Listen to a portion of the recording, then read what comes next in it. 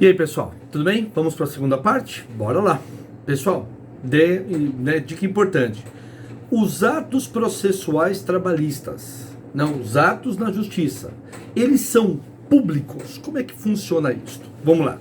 Gente, sim, os atos processuais trabalhistas, eles são públicos, conforme o artigo 770 da CLT, e necessariamente esses atos são públicos, gente, sendo que qualquer um pode assistir uma audiência. Exemplo, se você acessar o YouTube do TRT2, você assistirá, TRT aqui de São Paulo, você assistirá às audiências que forem gravadas.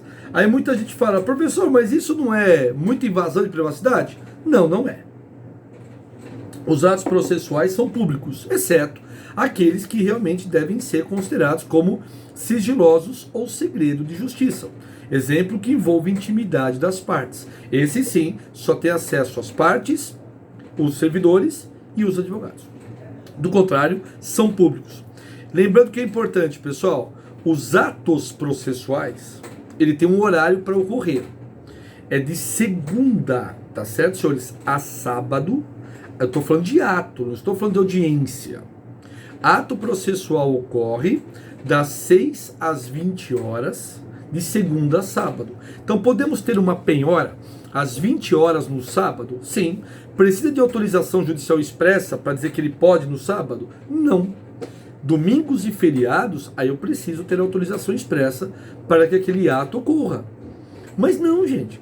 Você não precisa ter autorização do juiz para que aquele ato efetivamente ocorra. Tá? Isso é importante para todos vocês, tá bom? Então, das 6 às 20 horas, dias úteis, atos trabalhistas são considerados, gente, dias úteis, segunda a sábado, diferentemente de audiência, que logo mais nós chegaremos lá, tá? Bom, mais uma situação, quando poderá ocorrer a audiência, senhores? Bom, quando poderá ocorrer a penhora, perdão, quando poderá ocorrer a penhora? Gente, a penhora, ela pode ocorrer em qualquer dia, tá certo? Agora, aos domingos ou feriados, tem que ter autorização expressa do juiz. É o artigo 770, parágrafo único. Então, para que nós tenhamos a possibilidade de uma penhora domingo e feriado, tem que ter autorização expressa do nobre magistrado. Tá bom? Vamos dar sequência. Gente, como serão escritos os atos e termos processuais? É claro que nós vivemos uma época tecnológica, não é isso? E praticamente todos os atos estão sendo feitos de forma virtuais, inclusive as audiências, não é? Gente, os atos processuais, eles podem ser escritos, como que eles são feitos, enfim. Artigo 771. Ele fala que o ato processual ele pode ser escrito a tinta, datilografado, muita gente nem sabe o que é isso, né? Datilografado vem de máquina de escrever, ou a carimbo. Então, Gleiber, o ato processual obrigatoriamente tem que estar escrito? Sim, gente. Hoje, de forma digital, nós elaboramos as petições, mandamos através de processo judicial eletrônico para o magistrado e lá ele tem acesso às partes também, tá bom? Então, pode ser feito eletrônico? Claro que pode, tá certo? Outra observação importante. E se as partes, elas não querem ou não podem, né, assinar um determinado documento? Porque chega, por exemplo, o oficial de justiça, vai até a casa, a empresa da pessoa e leva um documento para que ele assine. E esse documento ele não quer assinar. Bom, diante dessa situação, tem que ter a aplicação do artigo 772, em que determina o que, gente? Tá? Poderá, na presença de duas testemunhas, perfeito, senhores? Duas testemunhas, aqui deixa para deixar muito bem claro, sempre quando não houver um advogado devidamente constituído. Então, na ausência ou não querer assinar a parte aquela situação, estamos diante, senhores, de pelo menos a presença de duas testemunhas. Artigo 772. Vai anotando isso, que isso é importante para todos vocês, pessoal. Bom, um ponto importante também aqui, como que deve ser feito, gente, os termos relativos aos movimentos do processo. Porque todo processo tem o seu movimento, não é isso? Tem o seu andar dentro do fórum, tem a sua caminhada até a decisão final, que é a sentença. E como que é feito esse termo relativo a esse movimento por parte do Poder Judiciário, gente? Bom, basicamente, gente, esses movimentos, eles constarão em simples notas datadas, rubricadas, tudo bem? Pelos secretários ou também escrivães. Não o escrivão, tá certo? Ou escrevente, como nós falamos na prática. Ou seja, esses andamentos processuais é mais ou menos assim: encaminhe o processo para juntar documento, encaminhe o processo para decisão X, encaminhe o processo para a sua respectiva conclusão, e assim sucessivamente. Isso é o movimento do processo, para que ele realmente tome os atos necessários para que dê o prosseguimento ao mesmo, tá? Bom, pessoal, vamos aproveitar aqui essa mesma aula e vamos falar de prazos processuais, tá? Como que funciona para nós os prazos processuais? É a partir do artigo 774 da CLT. Novidade da reforma trabalhista, não é? A partir de 11 de novembro de 2017. Os atos, ou melhor, os prazos processuais, eles são contados sempre em dias úteis. Eles sempre serão contados, pessoal, em dias úteis. O que isso significa, pessoal? Significa uma coisa muito simples. Sábado, domingo e feriado não se conta prazo para eventual recurso. Vou dar um exemplo para você. Você foi intimado, sei lá, numa quarta-feira.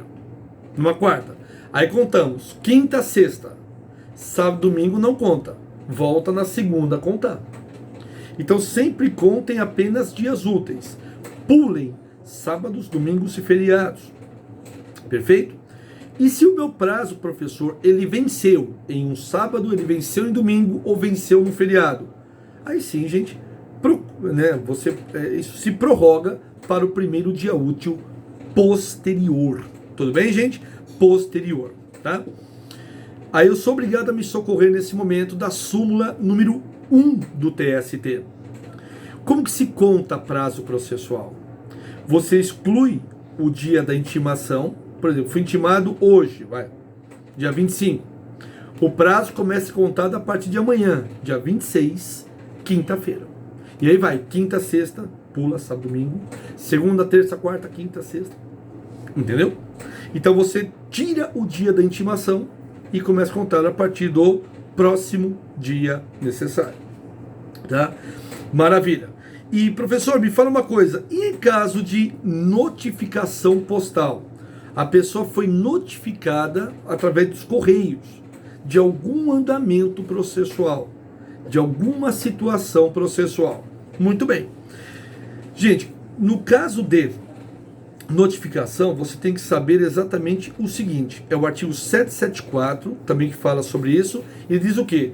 Se não for encontrado o destinatário, fica o correio responsável a devolver para o tribunal de origem, para a vara, em até 48 horas essa notificação que não foi recebida. Então o tribunal manda uma carta para você, o correio não te acha, o carteiro não te acha. Esse mesmo carteiro, através dos correios, tem que devolver em até 48 horas essa carta para o próprio tribunal. Perfeito? Tudo bem? Vamos dar sequência. Bom, já disse a vocês que os prazos processuais são contados em dias úteis, conforme artigo 775, perfeito, lindo, maravilhoso, novidade, tá? Aí nós temos aqui, gente, em quais situações em que o prazo ele pode ser prorrogado, né? Aí são duas situações que a lei nos traz, que é o 775, inciso 1 e 2. Primeiro, quando o juiz entender necessário. Então o juiz, gente, ele pode entender como necessário essa prorrogação. Me dá um exemplo, professor. Claro, a pessoa está internada, está Covid-19. Obviamente que o prazo tem que ser prorrogado, né, pessoal? Tá bom? Só para vocês poderem entender. E também no caso de força maior, devidamente comprovado. E nós entendemos, trabalhistas, que força maior é ato de Deus, né, gente? É qualquer ato, tá certo, realizado, que involuntariamente da vontade humana. uma tempestade, um terremoto que inunda aquela cidade. É claro que os prazos processuais, evidentemente, serão o quê, pessoal? Prorrogados. Tá? Vamos lá. Outra observação importante também, gente, qual que é a obrigatoriedade do juízo em caso de prazo processual? Tá? Isso é pouco falado em sala de aula, mas quando cai em prova a gente sempre tem que ficar atento, não é isso? Gente, como que nós temos que trabalhar o juízo, né? Qual que é a responsabilidade do juízo no que tange aos prazos? É o artigo 775, parágrafo 2º. E ele determina o que, gente? O juízo incumbe ao quê? A dilatar os prazos processuais. Ele pode, o juízo ainda, alterar a ordem dos meios de produção de provas, sem problema nenhum. Tá bom, gente?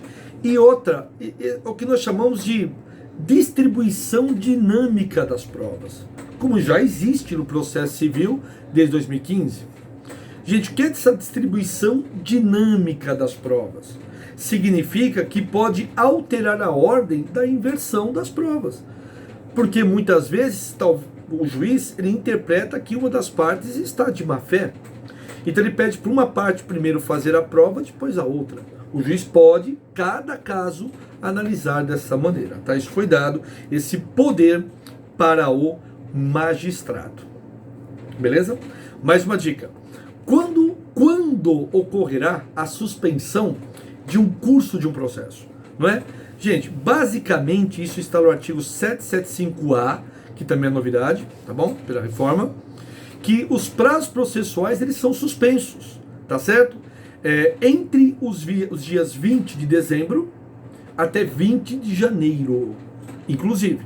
Então, de 20 de dezembro a 20 de janeiro, gente, os processos estão suspensos. Claro, se precisa de alguma coisa urgente, uma cautelar, uma tutela, é possível?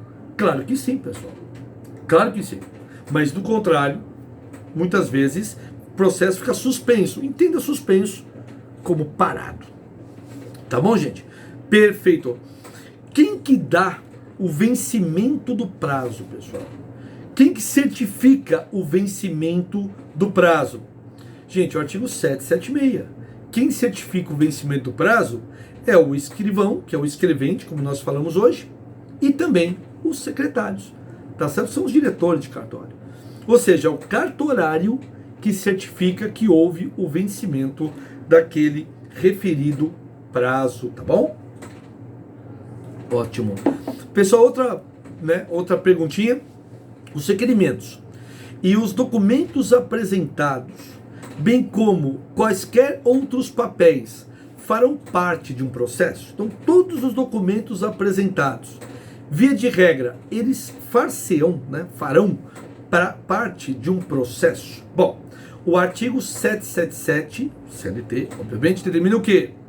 Que os requerimentos e documentos apresentados, pessoal, os atos e termos processuais, as petições, razões, recursos, ou qualquer papel referente ao feito, que é o processo, formarão os autos do processo. Então, todos os documentos, eles fazem sim parte do processo. Atos, termos, recursos, petições. E detalhe, a responsabilidade por esses documentos não é nem do reclamante, nem da reclamada. É do escrivão, escrevente ou secretário, diretor do cartório. Então, o documento juntado num processo sumiu, a responsabilidade é do escrevente. Tá claro, gente? Tudo bem? Outro ponto. Os autos do processo, pessoal, eles poderão sair da Justiça do Trabalho? Eles poderão ser retirados da Justiça do Trabalho? Artigo 778. Claro que isso não se aplica ao processo judicial eletrônico, mas ao processo comum, não é, gente? Gente, pode, tá certo? Vamos lá. Via de regra, não pode sair do cartório, porque é responsabilidade do escrevente, lembra disso, tá? Mas, né, gente, somente advogados devidamente inscritos na OAB, assim como, pessoal, sendo o advogado daquela causa, é que poderá retirar o referido processo. Então, vejam bem, não é o empregado, mesmo que ele não tenha advogado, ele não pode retirar o processo, pessoal. Ele não pode retirar o processo.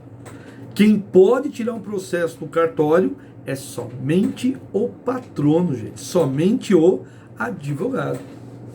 Tá? Só o advogado é que pode retirar, desde que seja o advogado que está no processo e tenha procuração para isso.